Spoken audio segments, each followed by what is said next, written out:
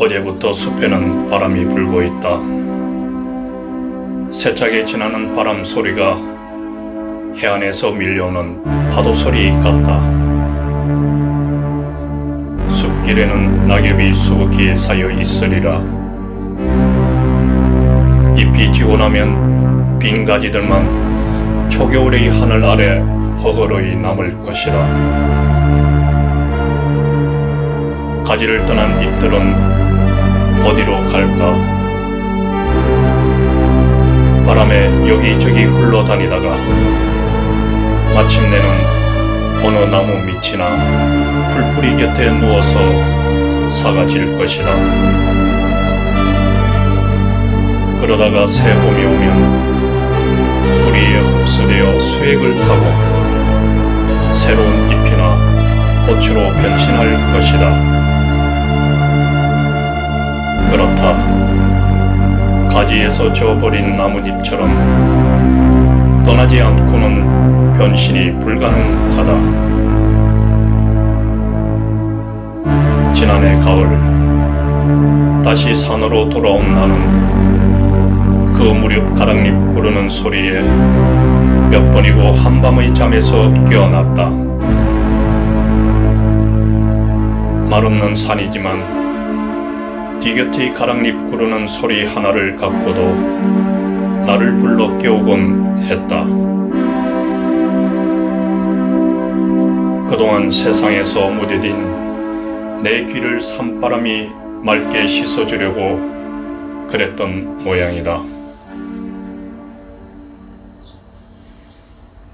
사람은 자기 환경을 몸소 개선해 보려는 의지를 지니고 있다.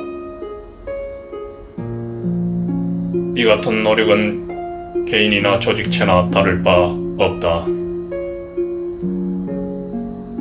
권력을 가진 사람들은 조직의 힘을 빌려 자기 환경을 개선하려고 한다. 기존 질서에 막대한 피해를 끼쳐가면서까지 자기네 의지를 밀어붙여 원하는 바를 이루어낸다. 그러나 권력도 조직도 없는 개인이 자기 환경을 개조하거나 재구성하려면 그는 자기 한계를 알기 때문에 이웃에게 폐를 끼칠 것도 없이 몸소 버리고 떠난다. 그 숨막히는 조직의 쇠사슬에서 벗어나 자기 나름의 세계를 구축하려는 것이다.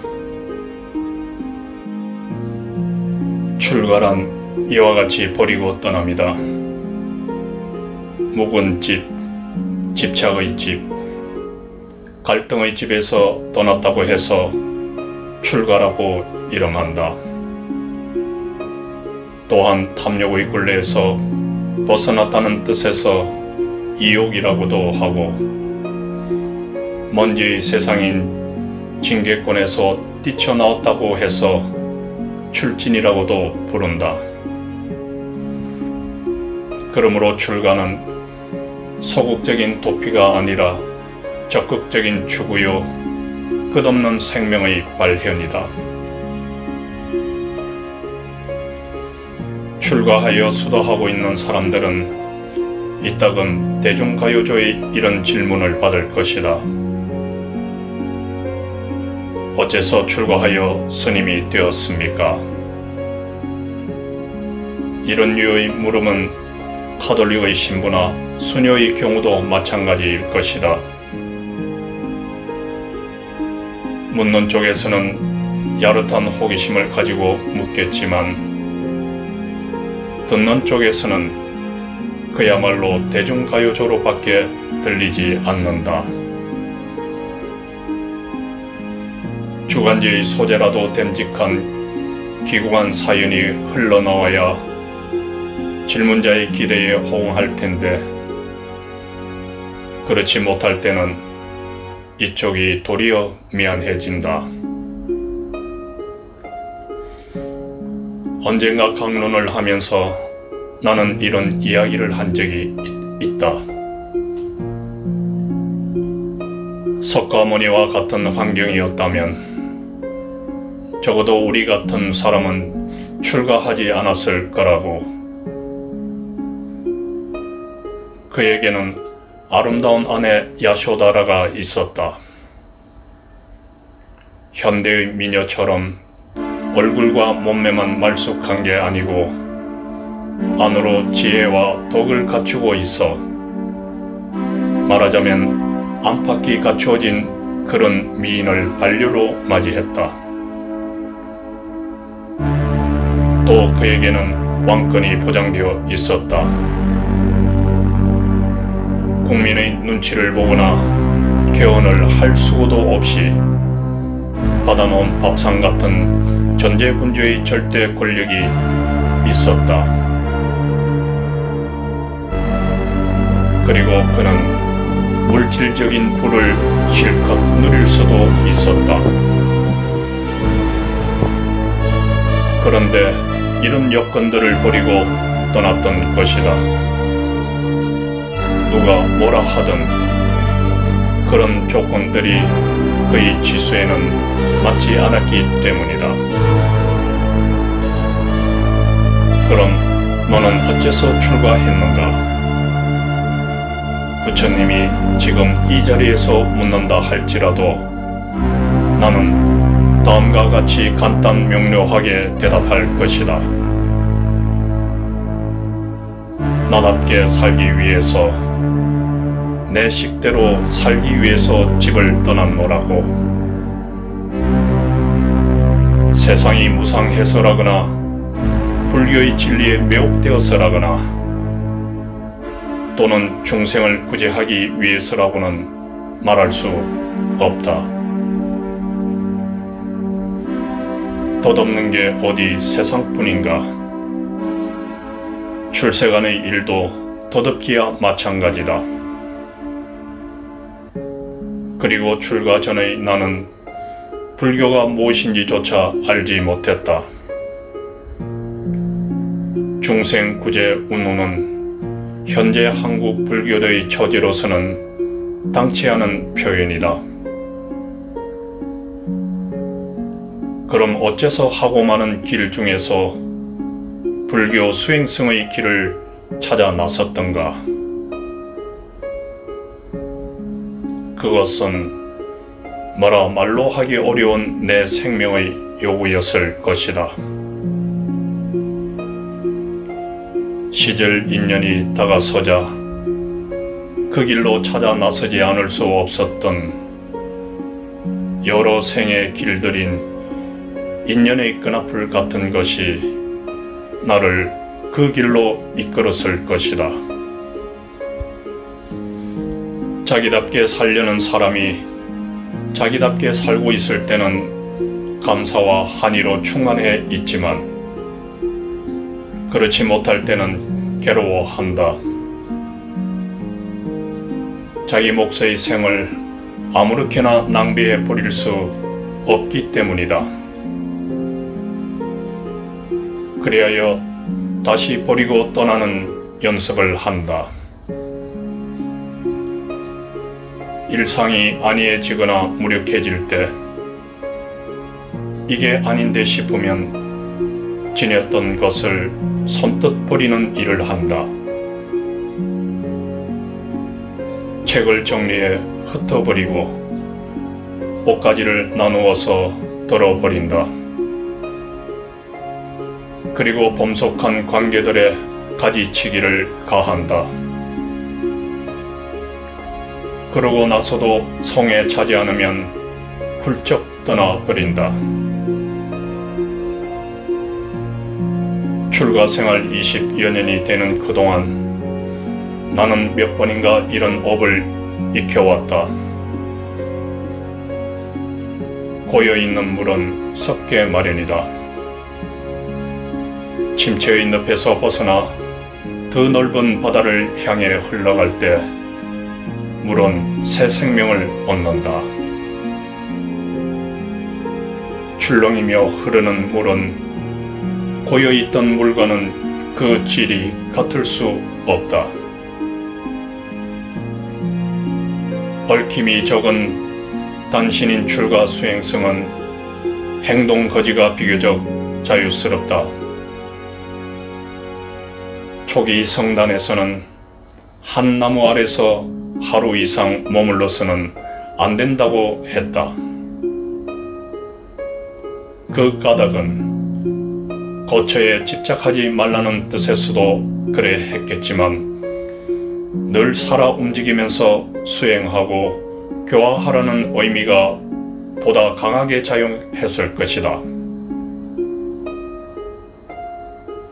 후기에 이르러 안거 중에는 한 곳에 머물러 수행해야 할 의무가 지워진다. 안거가 끝난 유행기에는 구름이나 물처럼 아무데도 막힘없이 다니면서 살라는 뜻에서 운수성 또는 운수행각이라는 말이 나온다. 운수행각이야말로 출가 수행승이 누릴 수 있는 가장 홀가분한 기쁨일 것이다. 그러나 출가의 본질적인 의미가 반드시 머리 깎고 수도승이 되는 데 있는 것만은 아닐 것이다. 일반 시민들과 다른 제복을 입고 생활 방식을 달리하면서 사는 것은 종파적인 출가 생활에 지나지 않는다. 본질적인 출가는 비본래적인 자기로부터 벗어나 본래적인 자기로 돌아가는데 그 의미가 있어야 한다. 그래서 버리고 떠남으로써 거듭거듭 태어날 수 있어야 할 것이다. 가지를 떠난 나뭇잎이 뿌리로 돌아가 새 움을 틔우듯이 사람이 주어진 환경만으로 만족할 수 있다면 일반 동물이나 다를 게 무엇인가? 의지적인 노력을 통해 자신을 재구성하고 몸담아 살고 있는 환경을 끊임없이 개선해 나감으로써 고등동물의 할 일을 다 할 수 있다. 크게 버리는 자만이 크게 얻을 수 있다는 것은 출가의 영원한 교훈이다. 버리지 않고는 새 것을 얻을 수 없기 때문이다. 모아라는 말은 자기 자신을 전부 다 없애버리라는 말이 아니라 비본질적인 자신을 털어버림으로써 본질적인 자신을 크게 일깨우라는 뜻이다. 그러기 위해서는 선뜻 버리고 떠나야 한다는 것이 인도 사람들의 전통적인 사고방식이었다. 진리를 구현하려면 찾아 나서는 일 못지않게 욕망을 버리는 강한 의지가 있어야 한다. 라마 크리슈나의 불멸의 말씀에는 이런 일화가 나온다. 한 사나이가 어깨에 수건을 걸치고 목욕을 가리고 했다. 그때 아내가 나선다.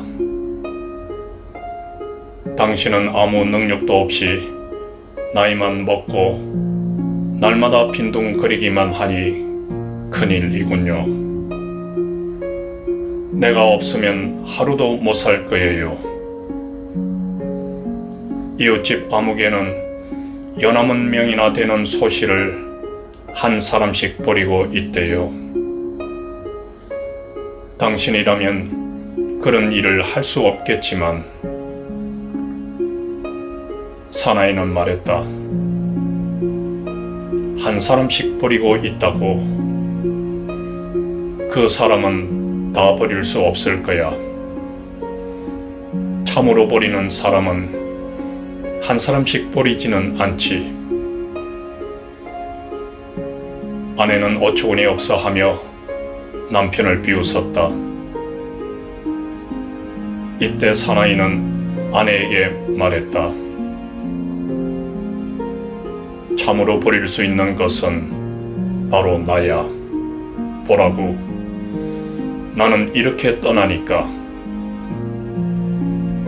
그리고는 수건을 어깨에 걸친 채 집을 나섰다.